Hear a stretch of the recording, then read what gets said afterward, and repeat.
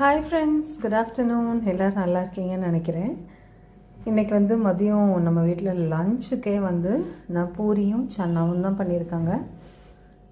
பூரி நல்ல புஃப்னு சூப்பராக வந்திருக்குங்க. இது மட்டும் பார்த்திங்கன்னா ஒரு வித்தியாசமான ஷேப்பில் வந்துருச்சு. ஏன் தெரில, மேங்கோ மாதிரி ஷேப்பில் வந்திருக்கு. Just for fun. ஓகே, இது சன்னா. எஸ்ப்பா,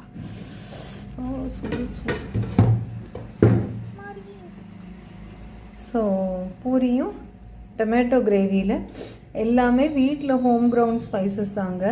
வெளியில் வாங்குகிற சன்னா மசாலா பவுடர்லாம் நான் மோஸ்ட்லி யூஸ் பண்ண மாட்டேன். ரொம்ப ஹெவி குவான்டிட்டி பண்ண வேண்டிய ஏதாவது என்றைக்காவது party, birthday parties, wedding day party, இல்லைனா யாருக்காவது ஏதாவது பண்ண சொல்லி வீட்டில் ஃபேமிலியில் கேட்டு யாராவது வர்றாங்க அப்படின்னா, ஃபேமிலியில் யாராவது சாப்பிட்றதுக்கு வராங்க, ஸ்பெசிஃபிக்காக அதை கேட்டிருக்காங்க அப்படின்னா கொஞ்சம் சேஃப் சைடுக்கு நான் கடையில் வாங்குகிற சன்னா மசாலா பவுடர் போட்டுருவேன். வர்றவங்க யாருங்கிறத பொறுத்தும் இருக்குது.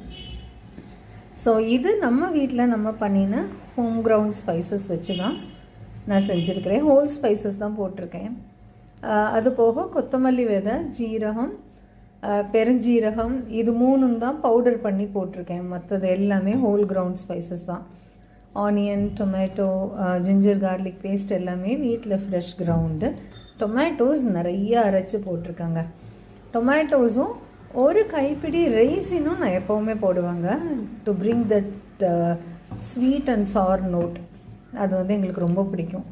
ஸோ இந்த ஸ்டைலில் இந்த டொமேட்டோஸ் கூட ரைசின்ஸும் அரைச்சி நீங்கள் பண்ணி பாருங்கள், ரொம்ப சூப்பராக இருக்கும் அந்த டேங். ஸோ யா, இன்றைக்கி நம்ம பூரி சர்வ் பண்ணிடலாம். சர்வ் பண்ணிவிட்டு